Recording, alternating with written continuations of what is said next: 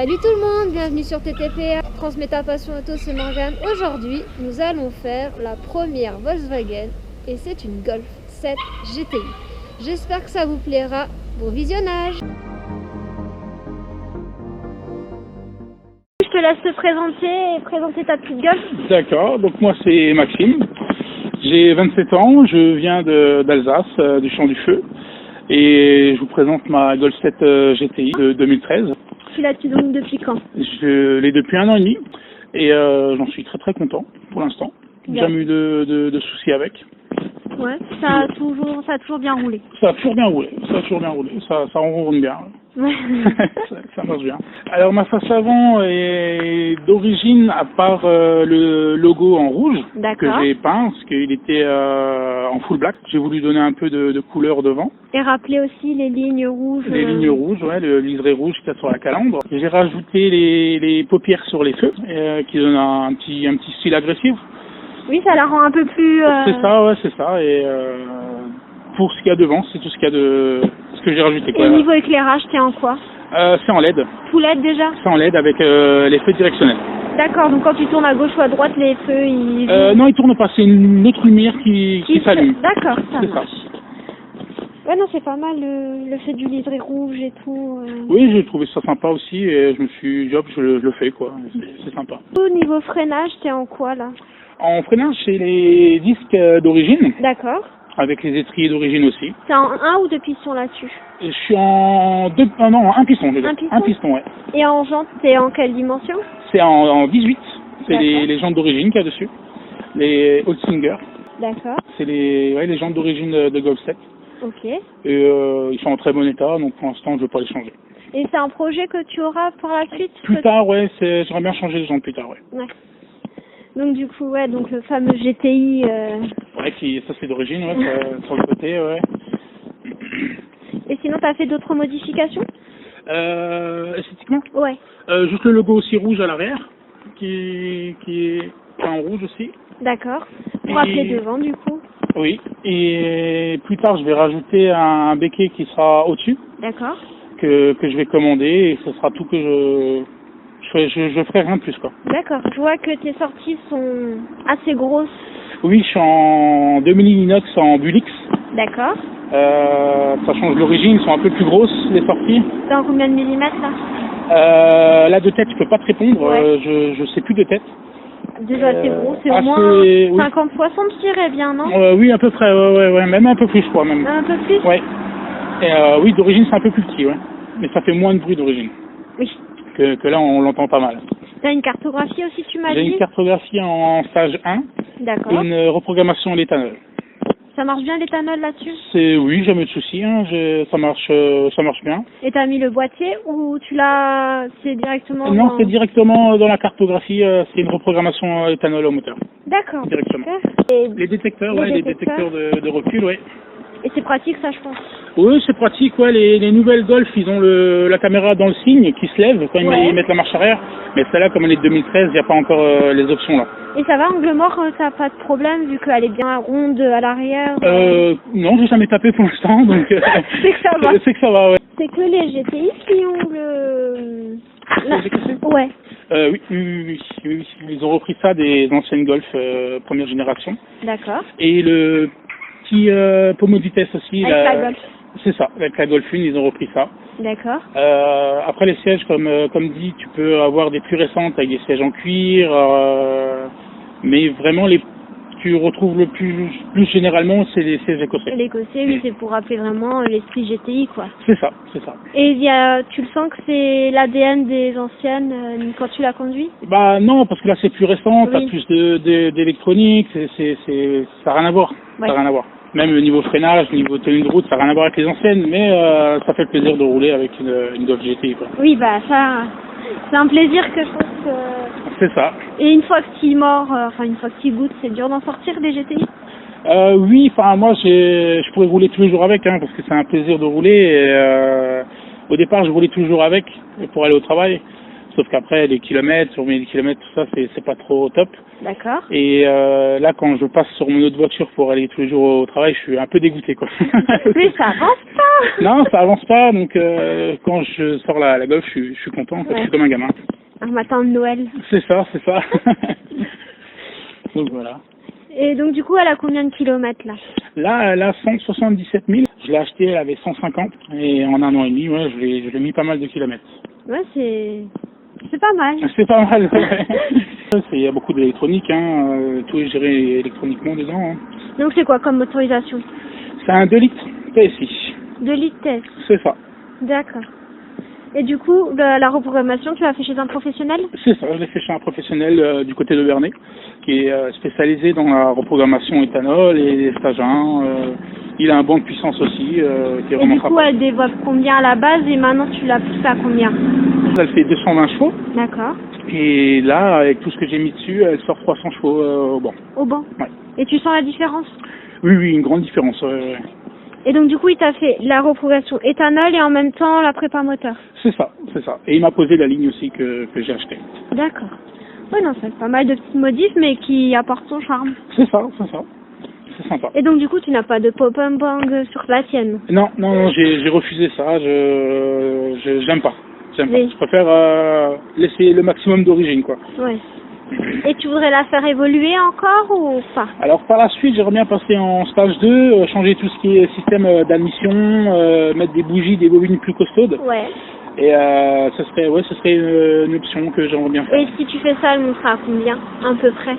Alors ça dépend, là en stage 1, j'aurais pu passer à 350 chevaux. D'accord. Mais c'est moi qui ai refusé, j'ai pas envie de prendre trop de risques avec le moulin, le bloc moteur. Après, je pourrais passer en stage 2, oui, si je change la mission, les bobines, tout ça, et je pourrais pousser à 400 chevaux. Ah oui, dans une Golf? Bien sûr, oui, c'est des blocs moteurs qui sont faits pour pousser maximum la chose. Après, c'est une traction, donc du coup, c'est une traction, ça risque de beaucoup patiner. C'est pour ça que j'hésite encore à passer en stage 2. Si tu es en 3e et que tu patines toujours, il n'y a pas d'intérêt. C'est ça, oui, c'est ça. Après, on peut dire mettre des bons pneus, mais ça patinera quand même, quoi. Parce que toute la puissance est vraiment sur les roues avant, quoi. Bah, c'est ça, donc du coup, c'est... Non, mais 300 pour de nos jours, je trouve que... Ça suffit très bien. Ça suffit très bien, ouais. À 300 chevaux, tu peux perdre ton permis plus facilement. Hein. Ah oui, bah même d'origine, 220 chevaux, on peut faire son permis. Hein. J'ai pris le risque aussi il y a pas longtemps de taper un peu dedans et j'ai pris des points en moins et c'est le risque après. Bon. Et du coup, tu as refait des choses parce que tu nous as dit que tu as eu un petit accrochage avec une pierre sur... C'est ça, devant, il y a tout le radiateur d'eau qui a été refait. D'accord. Le carter moteur d'huile, le berceau avant, les triangles. Et le pare-choc qui a été refait. D'accord. Ouais. Donc, tout a été refait il y a même pas 2 mois dessus. D'accord, donc c'est bien. C'est ça, oui. Tout a été fait chez un professionnel, avec facture aussi.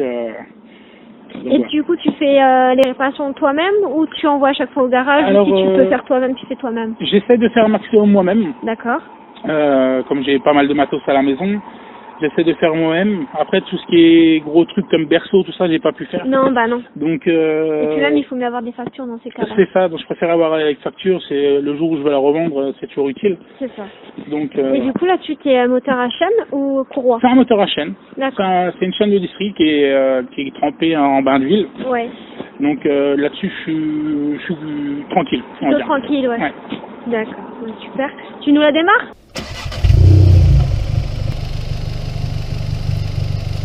Ça ronronne bien, hein? Ça ronronne bien, oui. Après, bon, devant, on n'entend pas vraiment le ronronnement, c'est plus le bruit du moteur. Oui. Mais ça ronronne bien, oui. Ouais, donc son éclairage, c'est ton signal lumineux de feu de jour, ça, du coup? C'est ça, je l'ai sur position automatique. Ouais. Donc, il restera toujours allumé comme ça. Là. Après, c'est une jolie signature, hein? Ah oui, c'est un petit U comme ça qui est sympa. Après, tu as des modèles, les Golf plus récentes. Ils ont d'autres modèles de feu, quoi. Et justement, moi je m'y connais pas trop en Golf. Comment tu différencies, par exemple, une Golf 7 d'une Golf 6? Alors déjà, esthétiquement, les faces avant sont différentes. Niveau feu, niveau pare-choc, niveau calandre. L'arrière aussi est différent de la Golf 7 à la 6, à la 5. Chaque Golf est différente, vraiment. Après, c'est des petits détails. C'est des petits détails et ceux qui connaissent les Golf sauront différencier la 5, la 6, la 4. Mais par contre, quelqu'un qui n'y connaît pas grand-chose aura du mal. Aura un peu de mal, oui, parce qu'on va dire les 6-7, ça ressemble un tout petit peu, mais il y a des détails qui changent, quoi. Et donc tu m'as dit qu'elle était de 2013 et ils l'ont fait jusqu'en 2020, c'est ça? Oui, tu as les modèles, les TCR, les Club Sport, les modèles plus récents qui sont de 2020, 2019, tout ça. Ouais. Et celle-là est de 2013, c'est une des premières Golf 7 GT qui sont sorties.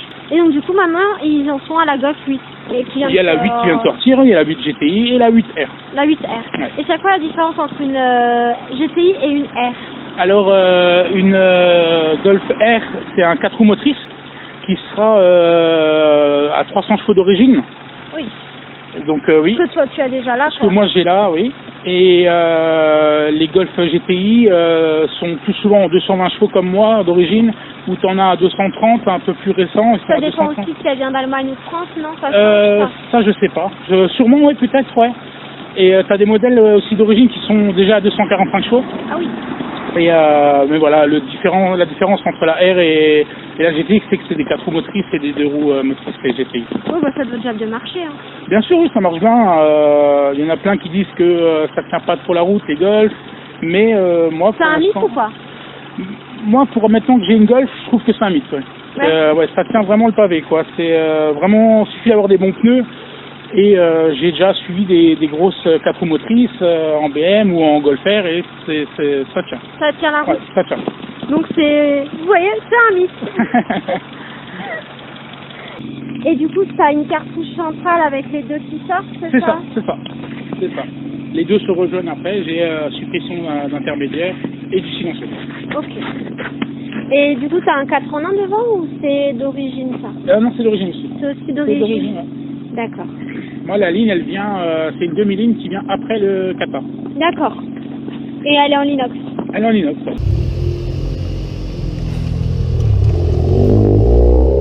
Je suis très très content de cette voiture. Et tu roulais en quoi avant? Avant, j'avais une BM, une série 1, 120D F20. D'accord. En boîte automatique. Ok. Et j'ai pas trouvé ça génial. Ouais. Donc, et puis mon rêve c'était d'avoir une Golf GTI.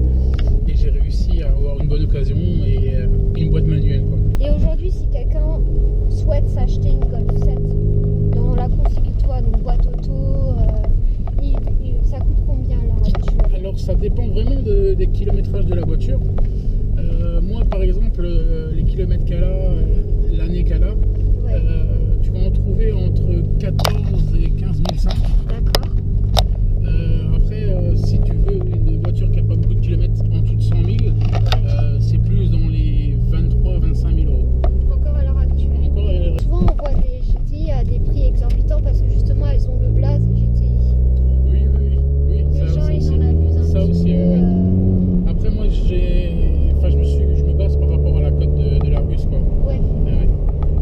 Non mais c'est bien parce que des fois tu te dis oui mais au final oui c'est une GTI mais ça reste une Golf. Ça reste une Golf, oui. Après t'as juste l'esthétique qui change un peu, quoi, et le moteur, quoi. Oui. Mais après tu prends une Golf 7 d'origine en diesel ou en essence, ça restera là, le même principe, quoi, la même voiture, quoi. C'est ça. Ils sont baqués un petit peu donc Ils sont semi-baqués, ouais. On est bien installé dedans, ouais. Et ça va, elle est pas trop raide, tu tapes plus?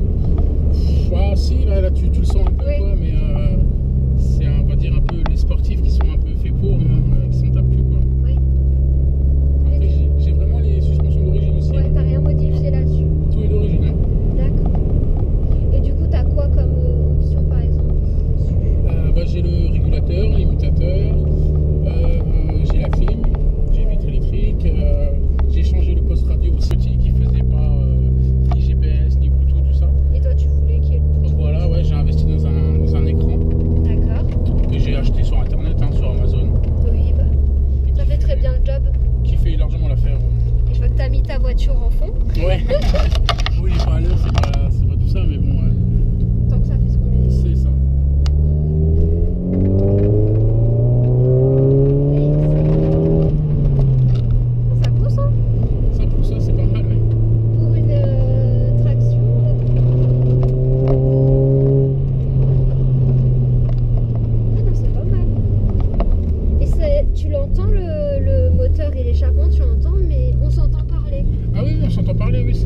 c'est bien sonorisé et puis c'est pas non plus une grosse ligne comme ils ont tous sur les Golf, quoi. Donc, ouais, tu voulais pas faire comme tout le monde avec les... Non, ça je voulais pas. Non. Est-ce que j'ai une question là-dessus, est-ce que ça casse les moteurs, les bourbons? Alors il y en a qui disent oui, il y en a qui disent non, donc là la question je pourrais pas te répondre. D'accord. Mais ça doit pas être très bon, on est d'accord pour le moteur? Ouais, je pense que c'est pas très bon, quoi. Tu sens comme deux poussées, une première et une deuxième. C'est ça, parce que ça dépend comment j'appuie sur l'accélérateur, quoi, parce que le turbo il s'ouvre qu'à partir de 2005-3000 tours là-dessus. D'accord. Donc là j'appuie tranquillement, mais si j'appuie vraiment, le turbo va s'ouvrir et ça va pousser, quoi. Ouais. Et ça, c'est toi qui l'as voulu par rapport à la cartographie ou le fait qu'il s'ouvre plus tard que Non, ça c'est vraiment d'origine. Après tu peux modifier, oui, pour qu'il s'ouvre plus tôt ou plus tard, ça tu peux modifier par rapport au calculateur, tout ça, par rapport à la cartographie. Niveau conso? Alors au niveau conso, ça dépend comment on va rouler. Là, je peux te dire, je tourne à conso moyenne, je suis à 10 litres. D'accord. Je suis à 10 litres et je suis à l'éthanol, hein. Donc il y en a qui disent oui, tu vas plus consommer. Et justement par rapport à ça? Non, je consomme pas plus. Avant je tournais à 9 litres, 9 litres 5, donc ouais, une petite différence, mais pas énormément. C'est pas un truc de ouf? Non, c'est pas un truc de ouf, non. Et ouais, tu fais combien de kilomètres avec le plein? Alors avec le plein, ça dépend aussi comment on va rouler. Oui. En roulant normal et... En roulant normal, sans trop taper dedans, je peux aller jusqu'à 700 km. Bien. Il y en a qui sont étonnés. Il y en a qui disent ah moi j'arrive pas, je fais 400, 500, mais parce qu'ils doivent taper dedans tout le temps, quoi. Oui. Et si tu fais un peu une bonne partie d'arsouille Ah bah là ça descend à 300-400, ouais. Ouais, ça descend à 300-400, ouais. Et qu'est-ce qui... Tu m'as dit que ça faisait un petit moment que toi t'étais tombé dans le monde de l'automobile. Oui, moi j'ai toujours été passionné depuis que je suis tout petit. J'ai toujours aimé les voitures un peu sportives, hein, un peu comme tout le monde on va dire, mais c'est vraiment sympa, je trouve, le monde de l'automobile. C'est vraiment une bonne passion. Ouais. La direction là-dessus elle est vachement sensible, donc Tu vois, ouais. quand je suis passé de la BM à celle-là, j'ai eu un petit temps d'adaptation quand même. Hein. Ouais. Ouais. Et t'as eu du coup un petit temps d'adaptation quand t'avais fait la route? C'est ça, ouais, parce qu'en 220 chevaux elle marchait bien, hein, mais là, quand j'ai fait le stage 1, tout ça, j'ai mis la ligne et la puissance a été augmentée. Donc il y a eu aussi un petit temps d'adaptation. Hein. Ouais. Et avant de bien tartiner avec, tu as appris à la connaître ses limites? Ah bien sûr, oui, je n'ai pas tout de suite tapé dedans comme un ouf, comme certains le feraient, quoi, hein, mais j'ai vraiment bien roulé avec, au moins facile 2000 km tranquille, avant de vraiment taper dedans, quoi, hein. Ouais. Ou en ligne droite, tu te faisais un petit peu plaisir pour entendre le son? Oui, après je suis plus quelqu'un qui aime bien l'école, quoi, que les lignes droites, quoi. Bah, Moi, rouler on va dire à 250, 300 sur l'autoroute, ça m'intéresse pas. Donc en Quoi. fait, t'es plus colle qu'autobahn? C'est ça, parce que chez nous, bah, moi là, comme tu peux le voir, je suis entouré de cols, Oui. donc c'est plus plaisant, quoi. Ouais,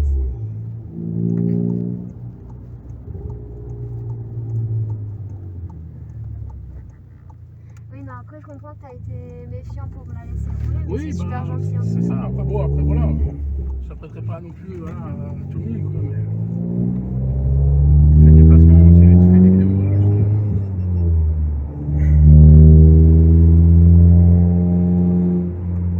et moi tu vois vraiment, voilà, à côté c'est pas vraiment top. Ouais, non, mais comme tu disais tout à l'heure, la direction est super. C'est sensible.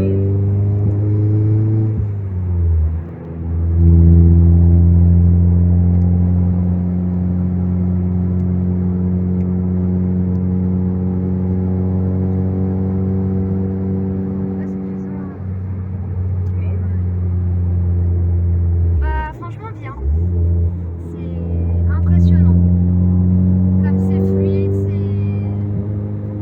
en fait tu pourrais limite y aller au doigt quoi. Ah oui, même tout ce qui est embrayage, passage de vitesse, tout est fluide. Ouais, quoi, c'est super fluide, ouais, ouais. c'est ce que j'allais dire. L'embrayage est pas... T'as pas besoin de peser 3 kg pour Non, c'est ça, ouais. mettre 3 kg de pression pour que ça soit agréable. Non, franchement c'est agréable. Je m'attendais pas à ressentir ça dans une récente sportive. Ça me fait un peu.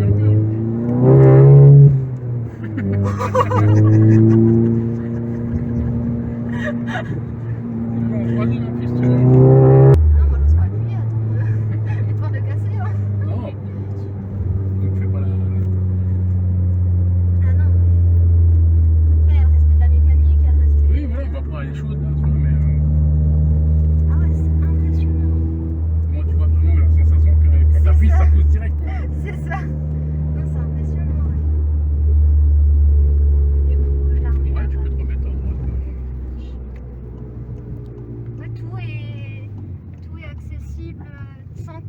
la route des yeux. Oh, c'est impressionnant.